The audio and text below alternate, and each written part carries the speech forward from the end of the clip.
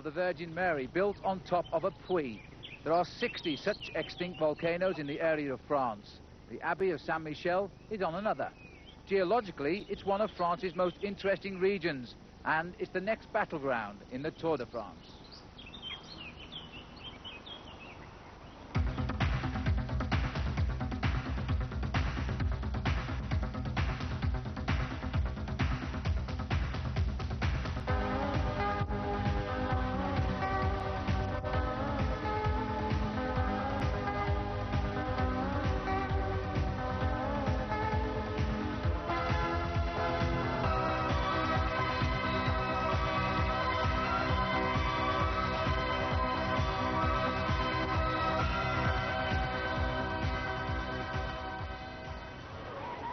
It's another hot day in the Tour as it begins to cross from the Alps to the Pyrenees.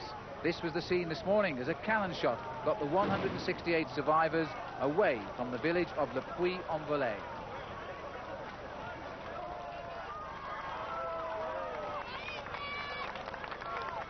This is the third Sunday of the Tour de France, and there's still one more to come before the grand finish on the Champs-Élysées in Paris. Behind me here, the finishing line on top of a mountain called the Course Noire, above the village of Millau. The riders in this year's Tour de France don't get any rest, do they? And the weather today, extremely hot yet again. It's been a good day of action already. I can tell you straight away that Jean-Claude Colotti of France is on the attack. He holds a lead of just over 1.5 minutes. 3 riders have given up today as well. Pascal Richard, Johnny Weltz, and surprisingly, Christophe Leven of the Castorama Rally team. He was riding well through the area in Switzerland and the lower Alps. Well, before we go to the race proper, though, let's catch up with the week in retrospect, told to us now by Gary Imlach.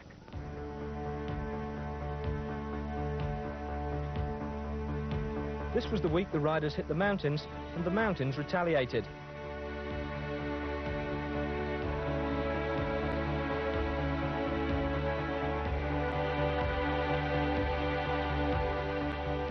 It all started very differently, though, with a flat-out sprint into Besançon. East Germany's Olaf Ludwig was the winner, becoming the first man from that country ever to take a stage of the Tour.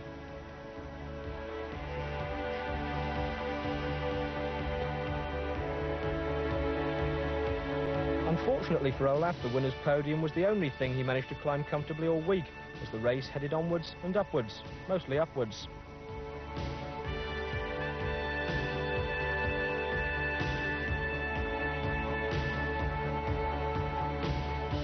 Monday's stage took the high road into Switzerland and on to Geneva. Massimo Girotti and Sciozza broke away, with Girotti taking the stage win.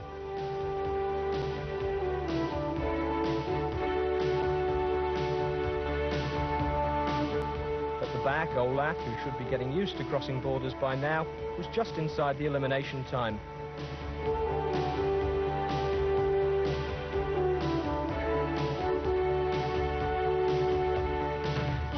Tuesday's stage de Mont Blanc, a French bakery presented the race leader Steve Barr with a bite-shaped loaf.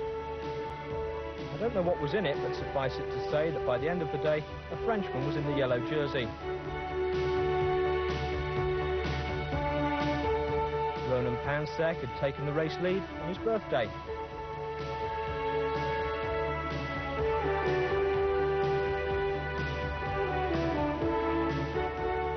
French, pansec is dry bread. Whether or not Ronan appreciated the pun, his supporters were out in force on Alpe d'Huez, and so was everyone else.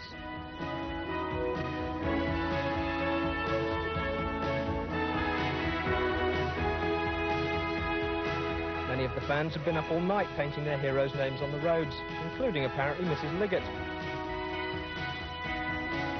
One man missing was last year's stage winner Gert-Jan Teunissen, out because of a positive dope test. The supporters were there, though.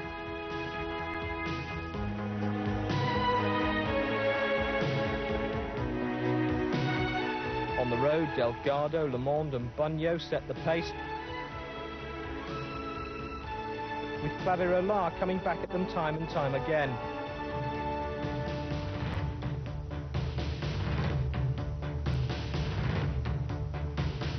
Delgado faded, Eric Breukink produced a brilliant ride to take his place in the top 3.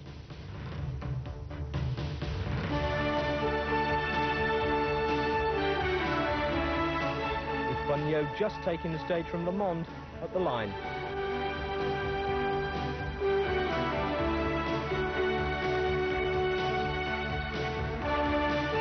Back down the mountain, Pansek was playing follow the team leader, and Robert Millau was helping him, pacing the Frenchman back through the field to hold on to the yellow jersey.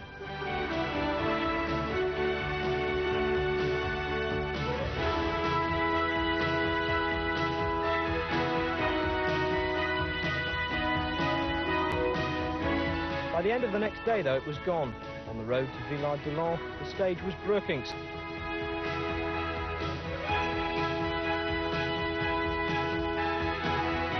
The lead passed to Claudio Chiappucci.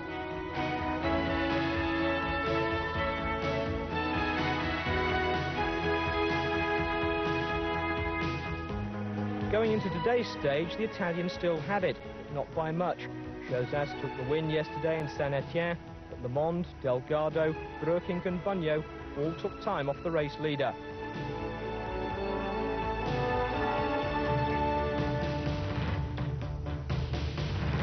Now it's up to the Italian to hold on as the Tour goes to the Pyrenees.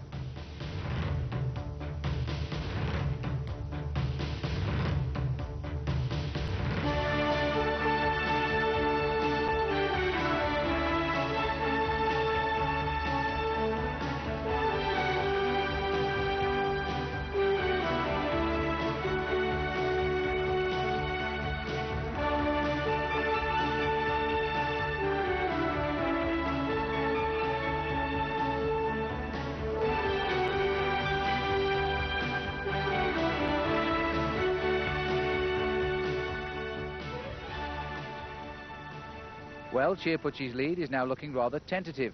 He could lose it even today, right here on the finishing line. He leads Eric Brookings by 2 minutes 2 seconds. At one stage, he had almost 7 minutes on him. Greg LeMond is now in third place. Ronan Pansek, who lost the yellow jersey after the Alps, he's back to fourth. Pedro Delgado is fifth. And of the rest, Gianni Bunyo rides in sixth place. The great Spaniard Lajareta is seventh. Raul Alcala going backwards, I feel, down to eighth.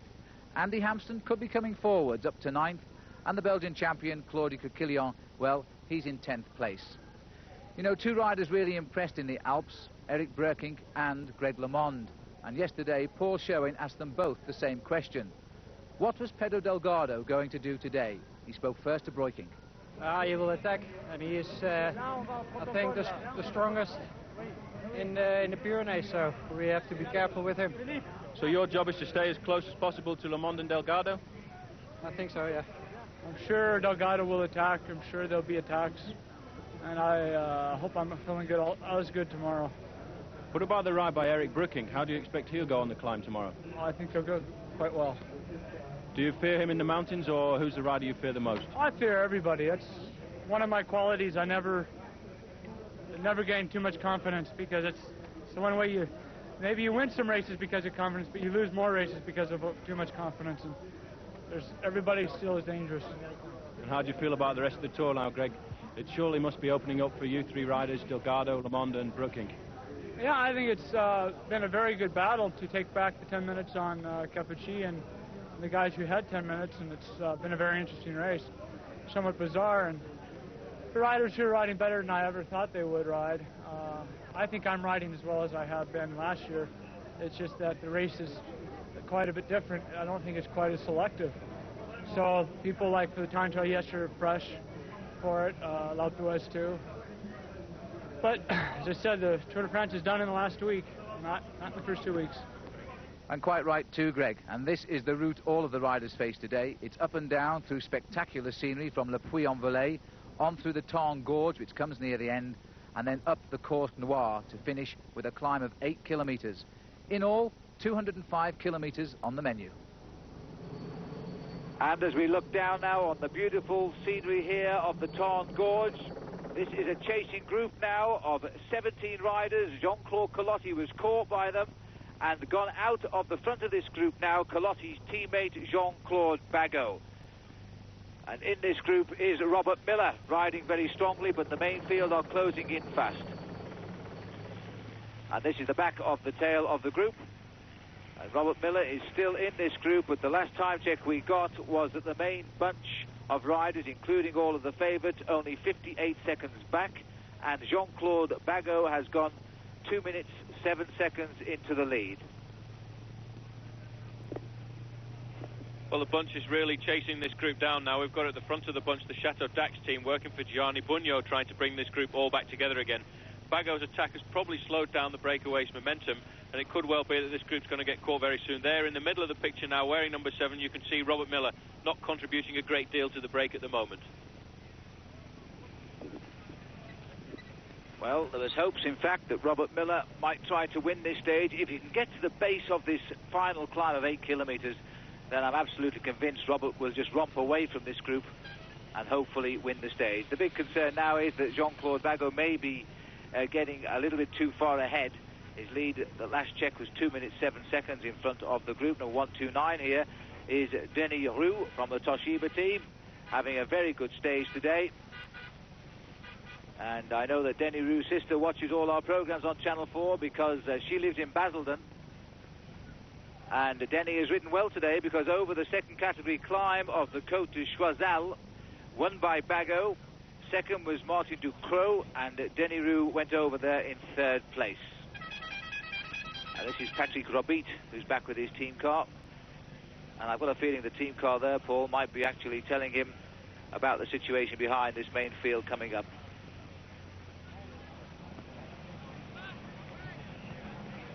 And that's one of the race official commissaire's cars that's come up too, so there's still a chance that this group isn't closing down. Robert Gusmeroli from the Chateau Dax team falling back, and Robit quickly accelerates back into the group. It's a beautiful hot day here. This is one of the wonders of the French countryside, the Tarn Gorge. It's absolutely delightful place. And this group of 17 riders chasing down Jean-Claude Bagot won hopes. It's been an excellent day's racing yet again. The Tour de France riding just on 15 minutes ahead of its expected schedule all day. And these riders are quite happy to push on with the pace every day, despite the fact the Pyrenees are looming large now as we head down across the Auvergne. And somebody, Paul, has taken a flyer. Yes, the news has probably come back from the main field that we're going to get caught, and that's why one of these riders is one of the riders from the Ariostia team. In fact, I think it's Cendiati Bruno from. He's lying in 107th place at the moment. He's recognised the danger of the main field coming back to the chasing group, so he's jumped away. And he's hopefully going to try and get across to Bagot, but this is all bad news for the breakaway group because it's breaking the rhythm, and it may well be that it'll help the bunch to catch them back. Well, at least on this road, if you're around the corner and you are very quickly in the gorge, you're out of sight, and once out of sight often means 8 out of mind. So then, this is the Ariosta team now who are launching the attack, and they've been very, very active today. There's his honours list, Kenglialta. And not a lot of form this year, as you can see. 30th in last year's Paris-Roubaix. Bruno Kenglialta from the Ariostia team. They had an excellent Tour de France. They started off well with that stage win coming from Moreno Argentine at Rouen. But of course, since then, Argentine retired from the race. 3 more riders have gone today, as I told you earlier. And now a chance to go back to the peloton. The main field, the green and the yellow jersey down in the basement there. The green jersey worn as ever by Olaf Ludwig, who is absolutely delighted to be riding away from the Alps. And just look at that picture. France is such a beautiful country. Its scenery changes day by day. The Tour riders probably never notice it every day. It's a new challenge to them, another piece of terrain to be conquered. But to the followers of the Tour de France, they do really enjoy moving around the hexagon of the country. This is the main field, trying to chase down those 17 leaders. And Pedro Delgado will be planning, as everybody seems to think, including Brookink and Le Monde, a big attack on the final climb today to try and snick off a few seconds, which he's lost rather sillily. He lost 30 seconds yesterday when he should never have missed that move. that was launched by Eric Brookink and Greg LeMond, and he lost a few seconds in the time trial as well. But of course some of that was down to a pulled wheel, which we estimate cost him 20 seconds. If he hadn't done that with a couple of kilometres to go in the time trial, then I really feel he would have lost the stage by a matter of 10 seconds. Raoul Alcala here in the centre of our picture. His Tour de France came alive in the opening week and died very quickly when we entered in the Alps. He's had a very poor trip through the Alps. He might go better in the Pyrenees. So let me refresh your mind on the situation. We have still out front Jean-Claude Bagot, approximately 2 minutes lead over 17 riders who are not very far ahead now of all of the Tour de France as it blazes a trail through the Tarn Gorge heading to the big climb of the day. We'll take a short break.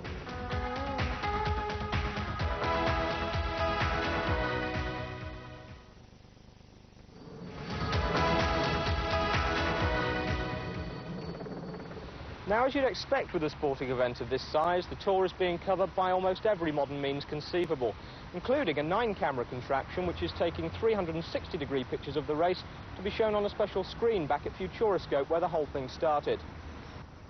But while the camera may not lie, it doesn't necessarily tell the whole truth either, which is where Kathy Kupri comes in. She's not just an artist, but a self-confessed non-cycling fan.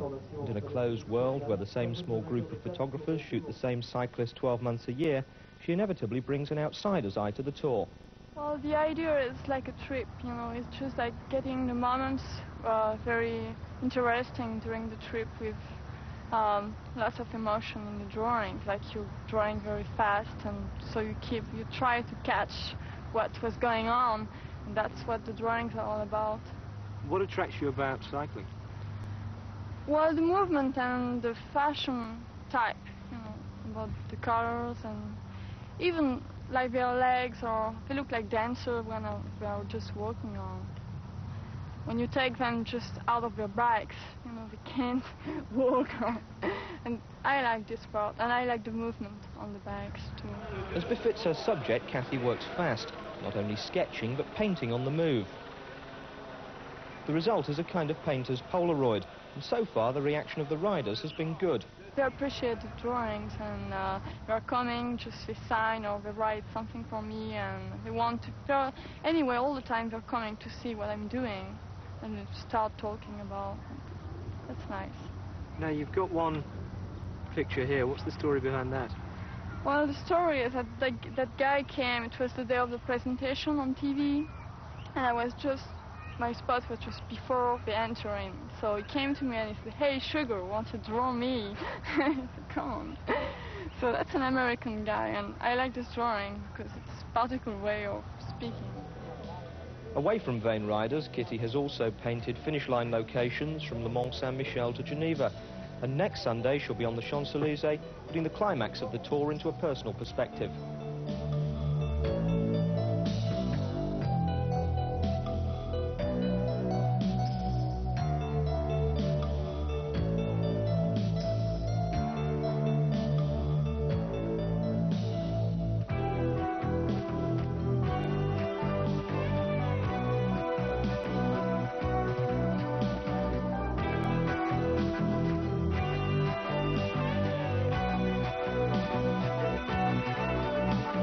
If you like Kitty's work, then next year you should be able to buy some of it. A book of her Tour de France pictures is due out in March, along with a text by Bernard Thévenet, the 2-time French winner of the Tour.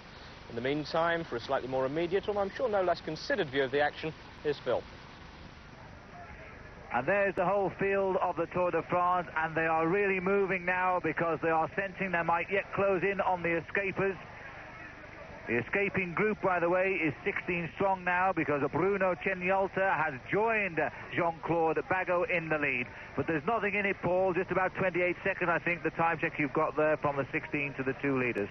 Well, it may well be that the chasing group will come back to this group because Bagot himself, having been away for so long, isn't contributing a great deal. He's probably quite tired after his break. When there, the gap is coming down all the time, 22 seconds to the chasing group, and the bunch is being driven along at the back there by the Chateau Dax team with a little bit of help from the Banesto team of Pedro Delgado. Well, this is Johan Bruneel of the Lotto team trying to get some action into this chasing group. We're only about 23 kilometres from the finish, but the last 8 kilometres will take them a little while. Philippe Louvio, champion of France, on the right. There's the latest on the peloton. 2 minutes, 8 seconds behind this group we're looking at now. And 22 seconds ahead of this group, of course, are the two leaders trying to survive their journey through the Tarn Gorge. Well, there on the front, Dominique Arnaud, one of the faithful lieutenants of Pedro Delgado. He's ridden with Delgado for a long time now. He helped him very much when he won the Tour de France a couple of years ago. And there's the Chateau Dax team of Gianni Bugno. So Bugno's team trying to get the leader of the team into a position to do something on the climb up to the finish. Bugno did say after he won at Alpe d'Huez he wasn't too worried about a fine overall position in the Tour de France. He has won the Tour of Italy this year, of course. But this is most certainly at the moment Italy's cycling season. They won the early classics, they won Milan San Remo, and then they went on to win the Tour of Spain and the Tour of Italy. And so far they're having a tremendous Tour de France. First of all, it was Chiappucci who got the yellow jersey, and he's in that today, of course. And Bugno won that stage at Alpe d'Huez, first man to do that since 1952 from Italy when Fausto Coppi was winning there. Fausto Coppi, by the way, the only man who's ever won at Alpe d'Huez and gone on to win the Tour de France. Greg LeMond might want to bear that in mind because Bugno pipped him into second place there a couple of days ago. Still a big field, Paul, and the green jersey down there today of Olaf Ludwig. Well, Ludwig will be quite happy to be in this group at the moment. I don't think we'll see him using his finishing sprint at the top of this climb today, but he'll be happy to get through another day where he can rest a little bit before he goes into the mountains and tries to drag that green jersey over the Pyrenees. Gilbert Duclos-Lassalle in the blue, and there's Greg LeMond in his World Championship jersey, which he's worn every day of this year's Tour de France. Stephen Rooks in the red jersey, creeping up on the outside. The riders who will expect to do something on the climb, of course, are going to ride near the front of this bunch. The roads are very narrow. They twist and turn, duck and dive. It can get quite dangerous out there. Jan Schur on the far side with the blonde hair, formerly a top international amateur rider and Olympic champion from East Germany, riding his first Tour de France following the political changes there.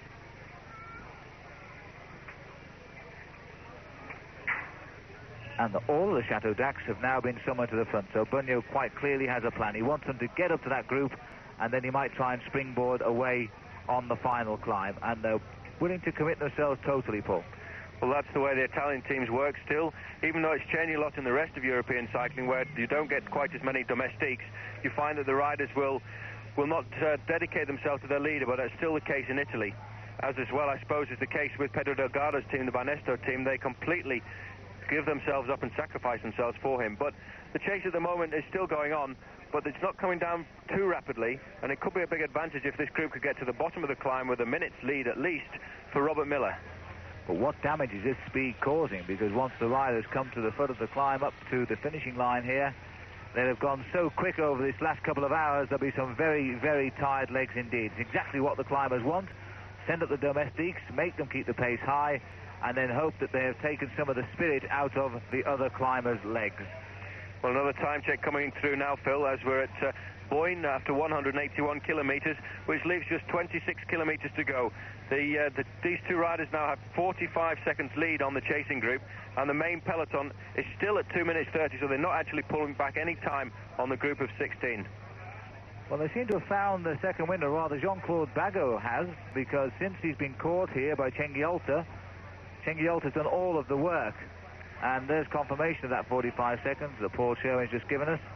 And now the attacks are trying to liven up things from the back. Well, there's Pello Ruiz Cabestany jumping away. Obviously doesn't want to see a stage victory getting away from him. He's 12th overall at the moment, so he's the rider who's got the most to gain from this breakaway staying away. But Cabestany at the moment, chasing these two riders, thinking more, I think, about getting the stage victory if he can. Picked up by Johan Brunel and Philippe Louvio, who has been a different rider in this Tour de France since he pulled on the jersey of the national champion of France 1 week before the tour began. He's had a great tour. He may have read the right move today. If you remember, he was chasing towards the end of the stage into Switzerland a few days ago. Well, it makes a big difference to a rider to have a national jersey, especially somewhere like France. The rider wants to show his jersey off at the front of the field so that all the public can see the tricolour colour. Well, if word gets back that Ruiz Cabestany is on the attack to the main field, they will certainly try and sharpen themselves up he was the man with most to gain in this front group. As Paul said, 12th overall this morning, 12 minutes 24 seconds behind. A noted rider who can pull out a good climb when it matters, and he's obviously gone off on the attack when message reached him that the groups were beginning to close down. This is Robert Gusmeroli from Italy and the Chateau Dax team, who's trying to bridge the gap as well. So the Italians are totally different in this year's Tour, Paul. Well, this is the best I've seen the Italians ride in the Tour de France for a long time. The Austria team have been superb, because even without Argentine riding with them, I would have thought they'd have been slightly demoralised, but it's actually had the opposite effect on them, and they've become a very attacking team. The Chateau Dax team, they've always been a very well-drilled team around Gianni Bugno. They've got a lot to gain from this Tour de France by putting Bugno into a good position, and it's nice to see them riding so well. So these are the 4 riders who have just slipped away from that group of 16 riders. They're now chasing the 2 leaders. And this is the man with everything to race for today, Ruiz Cabestany, a rider we've seen win a stage on the Tour de France before. And it's the first time for a couple of years we've actually seen him showing good form in the Tour. Maybe he's taking support from the fact that the Once team is having a great Tour de France too. They're second overall in the team race, which is a tremendous achievement. And also, of course, Eduardo Chozat scored the victory yesterday in St Etienne. And on top of that, Cabestany was a long time one of the Spanish hopefuls. In fact, he was the rider who was wearing the yellow jersey and lost it to Robert Miller when they worked the flank on Robert Miller and took the yellow jersey off him on the penultimate stage in the Tour of Spain a few years ago. Well, they're about 45 seconds behind the leaders. That was the time check, but I do feel that this group will get itself together much better.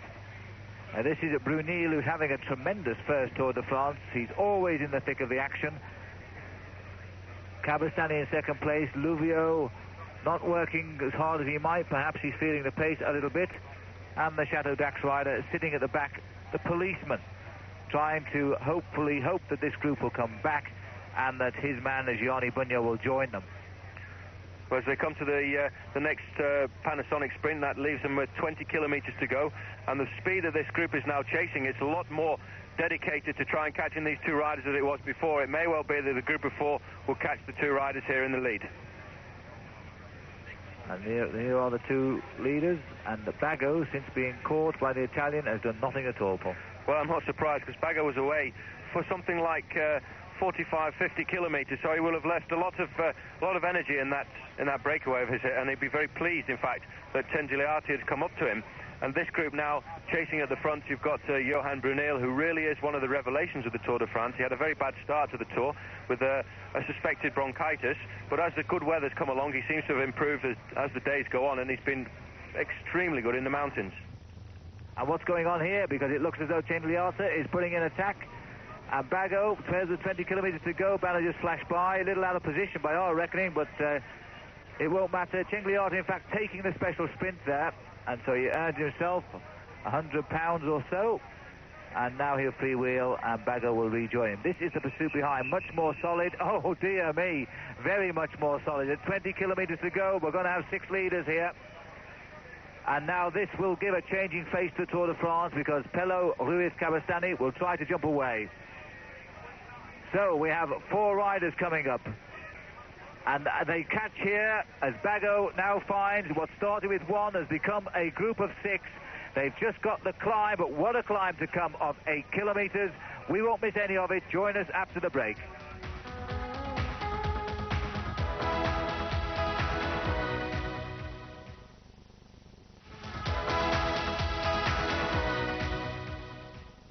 For the 3 weeks of the Tour, it seems that the whole of France takes a public holiday by instalment, with each town shutting up shop in turn as the race passes through.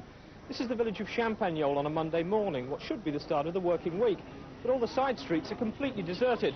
That's because the main street is completely full.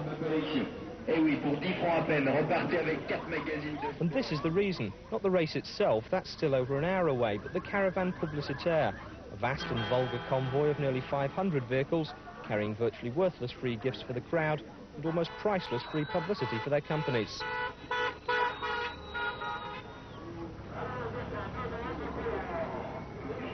The main targets in this round France paper chase are children, most of them too young to know Thierry Marie from a Teenage Mutant Ninja Turtle. For them, the tour means a day off school and the once-a-year chance to risk life and limb for a plastic Coca-Cola bag. When it comes to the caravan, apparently no one in France is old enough to know better. And to be honest, once you get used to the blatant commercialism, it does have a surreal appeal all of its own.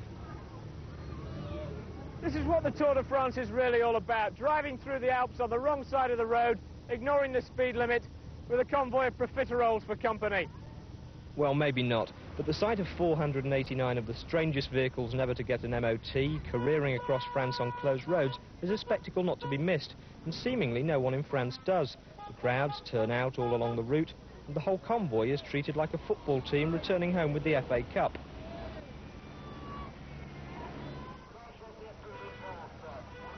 The caravan never stops for lunch because it needs to keep ahead of the race, but with caps and carrier bags as good as currency on the tour, all you have to do is find a food wagon and barter.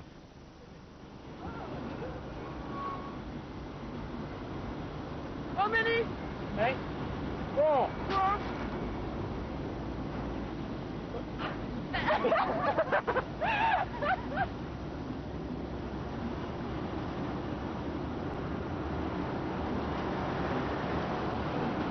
Okay. Thank you. Thank you. 4 chalk ices for a Channel 4 t-shirt. It's the way the Tour de France economy works. And it does work. Despite the protests of the purists who think it detracts from the racing, caravan publicitaire is what helps keep the tour going financially. Besides, any show that features a motorised profiterole deserves to stay on the road. Back to Phil. And these are the leaders. As we look back, these are the chasers. The gap between front to back at the last check, as we start the climb to the finish, is just 20 seconds. Tremendous chase has gone on over the last 7 or 8 kilometres. This gap has come down rapidly. And the leaders at the front, there were 6 of them, remember, have split up. And this is the head of the peloton. The rainbow jersey there, number 1, Greg LeMond. On the far side of him in the black, yellow and red is Claude Coquillon. Ahead of them both was Thierry Clavereau. Let's go back to the leaders. This is Brunel here. And Roberto Gusmeroli is the Chateau Dax rider. And Pello Cabestany, here he is. He was the rider who attacked as soon as the road started to climb. He was the highest place overall in his original break of 18 riders, in 12th place this morning. And he knows the group is coming back. He was just hoping he could get to the hill before the group caught them, so he had a real shot at finishing up the mountain alone. Well, that's exactly what he wanted to do. He was the rider who'd actually contributed the most of this breakaway group to try and make it successful. But it looks as if those 2 riders are about to be eaten up by the bunch that are chasing quite quickly at the back there. And Cabestany's driving this group away, but I don't think it'll be very long before we see some attacks coming from the main field to try and catch these 3 leaders. Let's have a look. The first 2 we're going to see, there they are. That's Louvio, I think, and Bago. And there's the field, bringing them back like a train. LeMond in 2nd place. And Delgado was also riding very, very fast to get to the front all earlier on. Miller is going up smoothly now. Look at the speed of Robert Miller as he accelerates, taking with him his faithful leader, Greg LeMond. They've had a great tour, the Z team. The reason that this breakaway came down so quickly was because of the effort of all of the Z riders. As soon as the Miller group was caught, Robert has immediately fallen into place as a team workhorse again. Well, Miller there, sacrificing possibly any chance of a stage victory today by working for Greg LeMond, while at the front here, the race is splitting apart again. I would think that's Cabestany has gone away there. No, it isn't. In fact, it's Brunel. Well, that's a surprise, Paul, because I thought Brunel was suffering. I thought on his face he looked to be in all sorts of trouble when Cabestany attacked. But he's found his 2nd wind on the climb. This is a very strange climb. It's quite steep at this part. It levels out for a little way, and it kicks again up towards the finish, right at the top, which is in the woods. And Brunel searching to find a gear that he can settle into nicely. And he certainly has put a few metres into Cabestany. I'm not sure whether maybe he sensed, Paul, that Cabestany isn't firing properly. Well, he's probably just checking the water, really, to see what the situation was at the time there. He gets a little bit of a refreshment from a spectator. Cabestany not too far behind, not actually blown up. But you can see here that Roberto Gusmeroli from the Chateau Dax team really has blown, and he's gone straight out of the back. Well, he's gone in a big way, and he's going to be swept up by the group now very shortly. It's a group of what was 18 riders is going to be down to just 2. Cabestany clawing his way back here, so this really was just a tester for Brunel to see if he could get rid of the rest of the group. Cabestany digging deep into it to try and get back and get onto the wheel of Johan Brunel there. Now, Atle Volsvold, who is setting the pace for the Zeds. The relentless pace, this team has taken hold of the Tour de France, and they are now fighting hard to try and get Greg LeMond into the leader's yellow jersey. The benefit of a strong team in the race, and Pedro Delgado, although he has one or two strong riders, they don't have the depth of the Zeds. There's Robert Millau on the far left in second place. Look how strong the Zeds are, because you could see Valzo looking over his shoulder there, waiting to see where Greg LeMond. So these riders really are strong. The whole of the Z team seems to be firing very well at the moment. But there, with Criquelion on the left-hand side as well, who's riding an excellent Tour de France this year. At the front, we've got Johan Brunel, who's been rejoined by Cabestany, who seems to have lost a little bit of his fire now. One of the steep hairpin bends. The crowd here, again in their thousands, enjoying what is another very, very hot day indeed. Now back to the main field, the relentless rhythm as we look down the line here. About 6 kilometers to go up to the line. It's still a fair way to climb. You can see already that we've climbed to quite a height. And it looks as though the Kellner team, Paul, is thinking of Fabio Parra and innocently helping the Zeds as well. Well, it would be an advantage for Parra if this group was caught, because at the finish at the top of this climb, Parra could try and get a stage victory. The gap is coming down all the time. I'm getting confirmation now that the gap between the bunch and those two riders, well, it was 12 seconds, but it's not 12 seconds now. It's all over. It's all over. We're now going to be treated to a mass charge up the Course Noire, as Brunel and Cabestany are picked up, the last two of the race breakaway today that's been out in front for most of the day. The last two survivors are swept up by the peloton, who have really charged ever since they entered the gorges of the Tarn. They've raced to pick everybody up, and now they're all together again. Volsvold setting the pace, and Titi Clavarola, there he is, the king of the mountains, and what a dominant king of the mountains. And the yellow jersey, Paul, he's not going to make the mistake today, and look how the field has broken up at the front here. Well, it really has exploded, and there is Ronan Pensick just getting his foot on the back door of the group there as they go up. There we catch the two leaders, and I would think now we could see some real good attacks coming as we come to the final kilometers of this climb.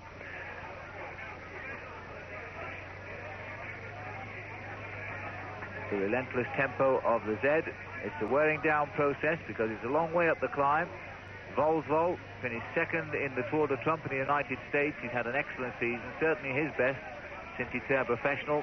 He's a good climber, and he's been the man, the pacemaker if you like. LeMond is told to go up front, keep the pace high, break everybody behind. Here's Robert Millau.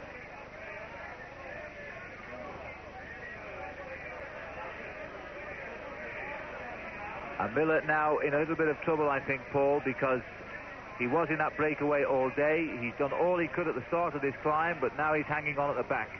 Well, I think Robert Millau must have gone into a little bit of oxygen debt there, because he really did the foot of the climb and tried extremely hard to make sure that Greg LeMond started the climb in very good place.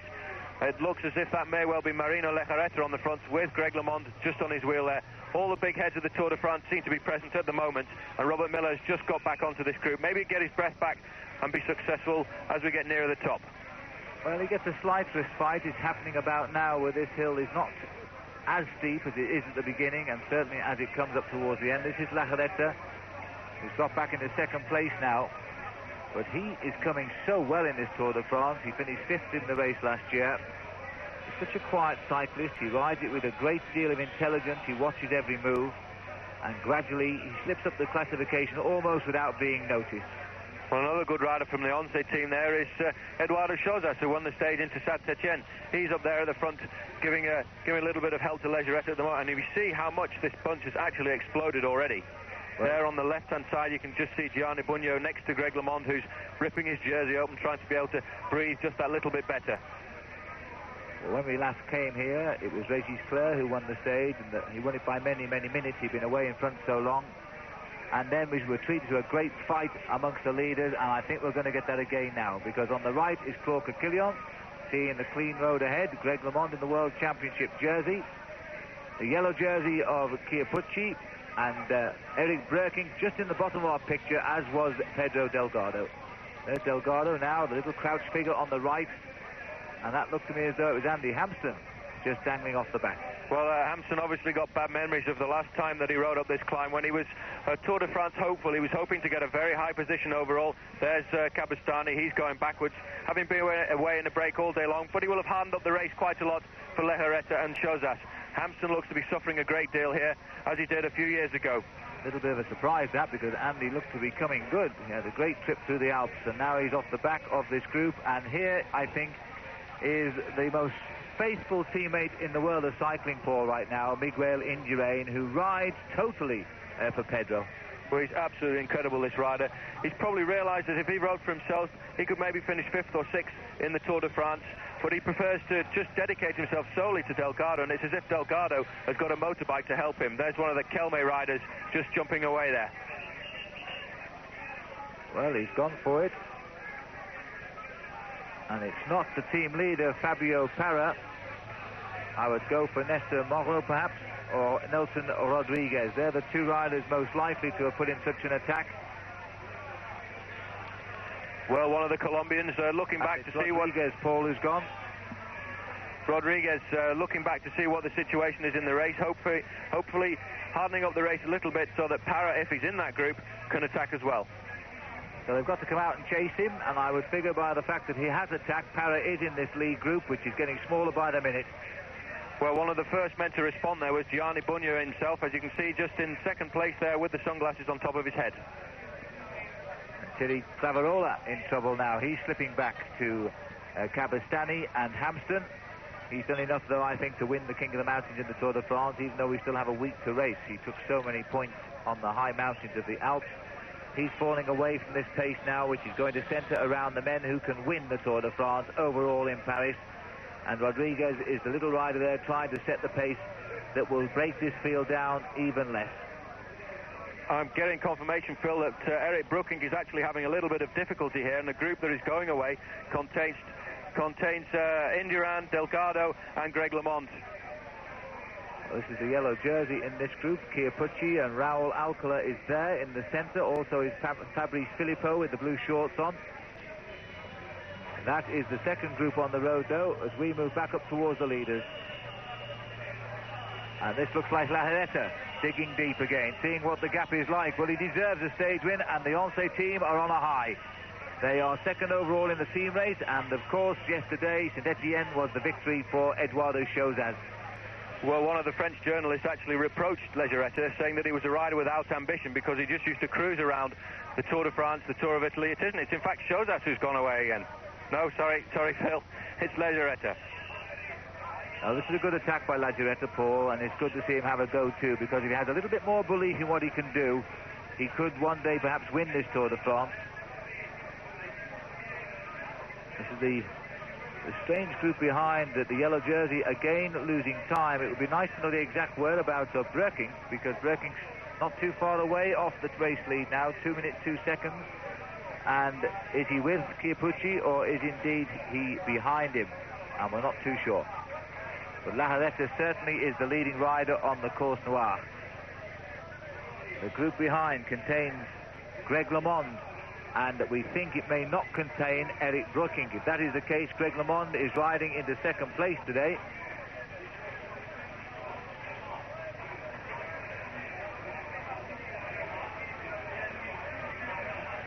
But Lejarreta has found his wings. And this is going to help their position too in the team race, because they're not too far away from the Z team. The leading team in the Tour de France wears the yellow hats, which you may have noticed from time to time, being worn by the Z riders. And there is Bugno, who's going away with Indurain. So Bugno is actually recuperating quite a lot in this race. Well, that is quite amazing that Bugno has managed to outwit Greg LeMond, because Bugno and Greg LeMond are just on 4 minutes apart on the overall classification. It looks as though we've got Palacio going with Bugno as well. There is Brookink. He's riding on the back wheel of Greg LeMond, marking his man. The yellow jersey is losing time in the group behind, as far as we can work it out. And Delgado, I think, is in that group with Brookink as well. But once again, Paul, we're coming to the end of a hilly stage, and Delgado is not featuring. Well, I think his team have done all the work necessary for him to come up with the goods, and he hasn't been able to. There must be a lot of marking between Delgado, Brookink and Greg LeMond, and it's very difficult on a climb like this, which isn't really all that steep. Relatively speaking, I'd find it steep, but for riders of the quality of Greg LeMond and Brooking, it's not too steep for Delgado to be able to get rid of them, and it's definitely the kind of climb that's suiting Marino Lejarreta at the front here. The man who has been so consistent in his last 4 tours, his worst position 18th, his best position 5th, and they're under the kite with 1k to go. The Spanish rider heading for victory, and a double for the Once team today, which shows us yesterday. A great tour they're having. A new team going back down the road a little ways. This is Bunyo and Palacio. Well, the red flag, Phil, Delgado has actually attacked, and he's being followed by Pedro Delgado. There they are. Delgado's attack being followed by Greg LeMond, and there is LeMond now.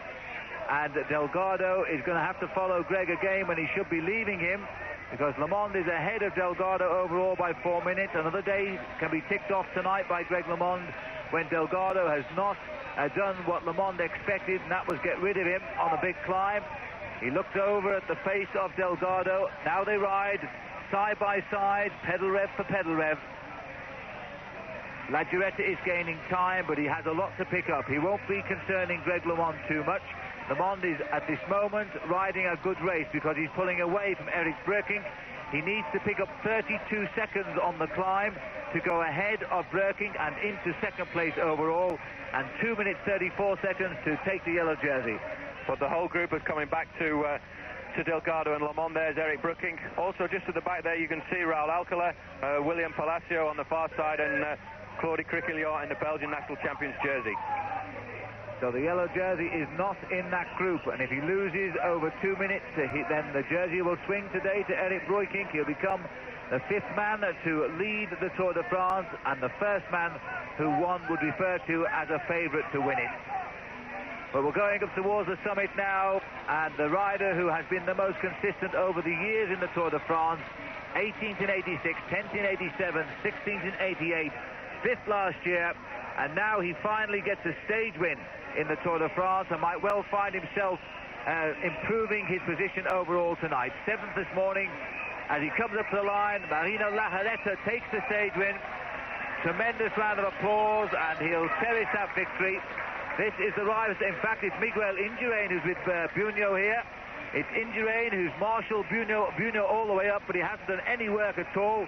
Now he'll try and take second place for the Benesso team. It won't be very difficult with it. Indurain takes second place, 22 seconds back. In fact, 24 seconds back officially. And Bunyo takes third place, same time. And then the field come over at 33 seconds, led in by Alcala, LeMond, Breukink and Delgado.